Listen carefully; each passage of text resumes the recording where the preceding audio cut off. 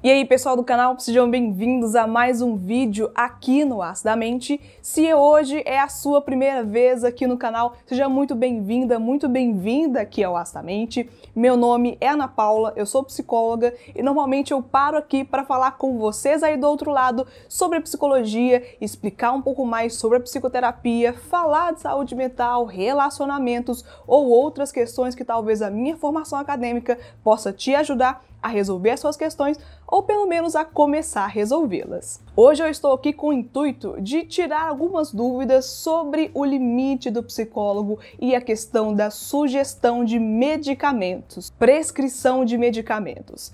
Algumas pessoas às vezes entram em contato comigo com essa ideia que é um pouco torta, um pouco longe da realidade, me perguntando se já indo no consultório do psicólogo, no primeiro dia já sai de lá com o diagnóstico e de preferência com a receita médica para fazer o consumo de medicamentos para tirar aquelas dores, incômodos, sintomas que a sua possível doença o traz. E como essa questão do rigor, da necessidade do rigor para a indicação, para a prescrição de medicamentos é muito forte, hoje eu te convido a pensar sobre essa atuação do psicólogo e quais são os limites da nossa atuação profissional nessa questão. Se essa é uma questão que você tem interesse em saber, fica nesse vídeo até o final, porque hoje eu falo mais sobre isso.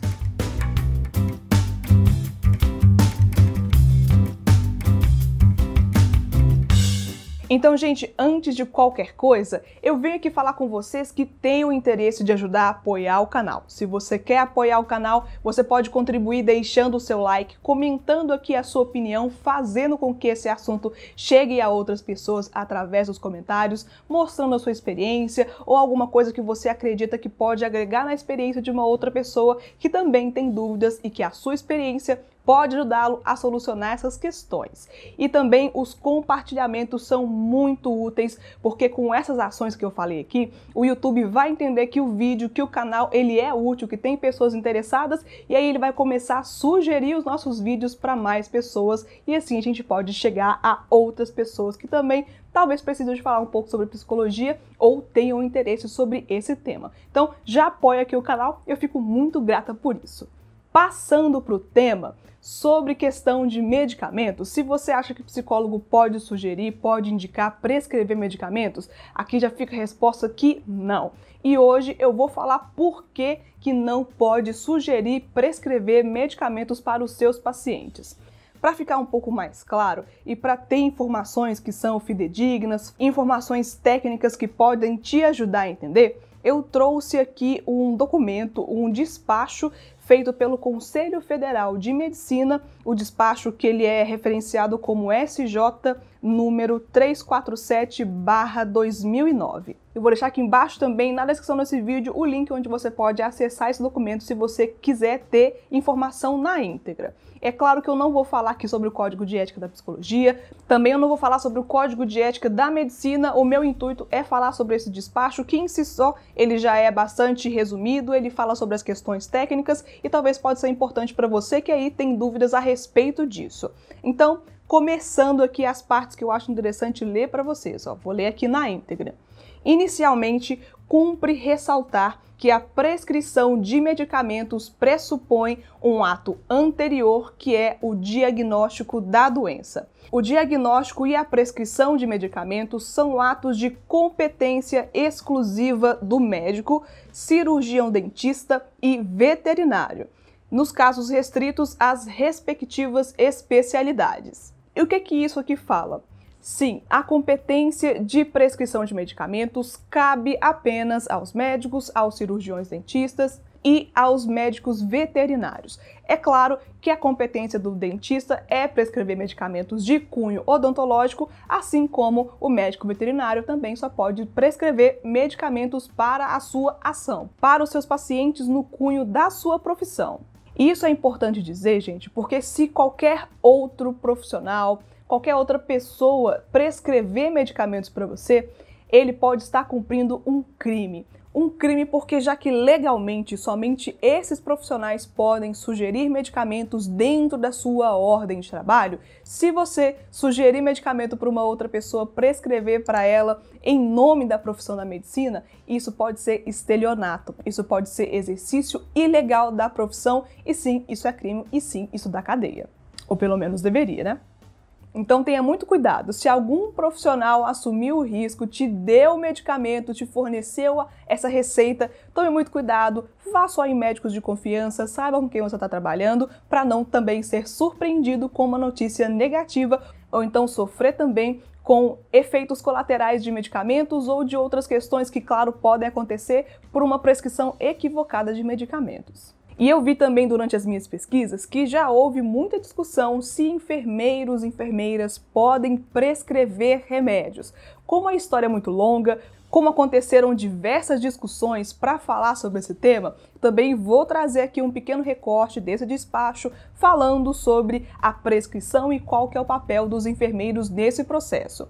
E aqui diz: a prescrição de medicamentos por enfermeiro está limitada à prescrição de medicamentos previamente estabelecidos em programas de saúde pública e em rotinas aprovadas pela instituição de saúde.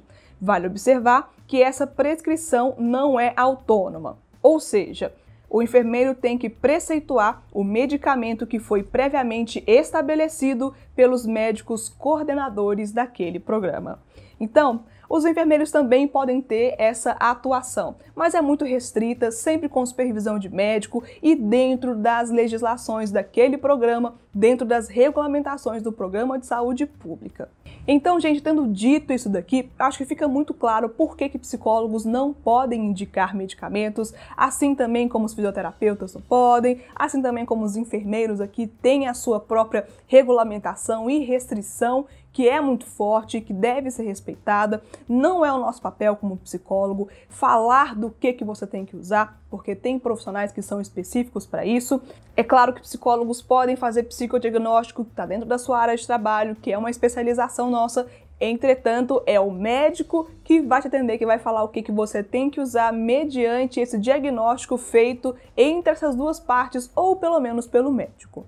Então já fique muito ciente que o papel do psicólogo é na terapia, é na tratativa daquilo que você sente, é na observação dos seus sintomas, é tratar o adoecimento. O médico faz o diagnóstico, te sugere o medicamento e ao longo do tempo você volta lá para fazer uma avaliação de rotina, para saber se aumenta, diminui, troca ou retira.